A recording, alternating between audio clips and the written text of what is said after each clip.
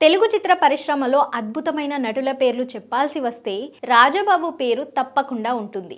హాస్యనట చక్రవర్తిగా ఎన్నో వెలకట్టలేని పాత్రలు పోషించారు ఆయన. కథానాయకుడు ఎవరైనా సరే ఆయన ఉంటే చాలు సినిమా సగం హిట్ అయినట్టే అన్నది ఆనాటి దర్శక నిర్మాతల నమ్మకం. ప్రేక్షకులను కడుపుబ్బా నవ్వించిన రాజాబాబు ఒకానొక దశలో హీరోలకు సమానంగా పారితోషికం అందుకునేవారట. ఒక సినిమాలో హీరోగా ఎన్టీఆర్ పారితోషికం 35,000 రూపాయలు, రాజాబాబు పారితోషికం 20,000 రూపాయలుగా నిర్ణయించారు నిర్మాత. తనకు 35,000 రూపాయలు కావాల్సిందేనని పట్టుబడ్డారు రాజాబాబు. ఎన్టీఆర్ హీరో, మీరు కమెడియన్ అని నిర్మాత అంటే, అయితే హీరోనే కమెడియన్ గా చూపించి సినిమాను విడుదల చేయండి అని సమాధానం ఇచ్చారట. పాఠశాలలో చదువుకునే రోజుల్లోనే బుర్రకథ హరికథలతో నవ్వులు పండించేవారట. స్టేజ్ ఆర్టిస్ట్ గా పేరు తెచ్చుకున్న తర్వాత సినిమా అవకాశాల కోసం మద్రాసు వెళ్లారు.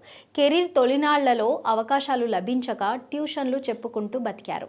జగపతి వారి అంతస్తులు సినిమాలో నటించినందుకు రాజాబాబు అందుకున్న పారితోషికం 1,300 రూపాయలు. రాజాబాబు తొలిసారిగా తీసుకున్న పెద్ద మొత్తం అదే. ఆ తర్వాత హీరోలతో సమానంగా పారితోషికం తీసుకున్న సందర్భాలు చాలానే ఉన్నాయి. 5 రూపాయల కోసం గంటల తరబడి టీ నగర్ లో నిలబడిన చోటు ముందు లక్షల రూపాయలు ఖరీదైన కారులో వెళుతూ గతాన్ని తలుచుకొని కన్నీరు పెట్టుకునేవారట. తనలా కష్టాలు పడుతున్న చాలా మందిని అప్పట్లో ఆదుకున్నారు. తెలుగులో ఎవరైనా సినిమా తీయాలంటే స్క్రిప్ట్ ఉండేది కాదు, డైరెక్టర్ ఎవరో తెలియదు. కానీ రాజాబాబు రమప్రభ అని రాసుకుని మద్రాసుకు వచ్చేవారు. ఆ తర్వాత కథ సినిమా మొదలయ్యేవి అని రాజాబాబుతో తన కాంబినేషన్ గురించి రమప్రభ ఓ ఇంటర్వ్యూలో చెప్పుకొచ్చారు.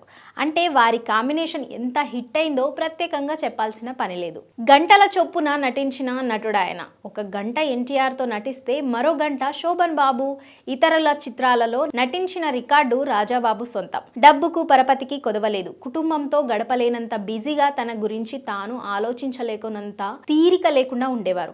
ఒకప్పుడు మద్రాసులో కేవలం మంచి నీళ్లు తాగి రోజులు వెళ్లదీసిన రాజాబాబు కమెడియన్ గా హీరోను మించిన పాపులారిటీ, డబ్బు సంపాదించారు. ఆ రోజుల్లోనే రాజాబాబు లక్షల్లో పారితోషికం తీసుకున్నారు.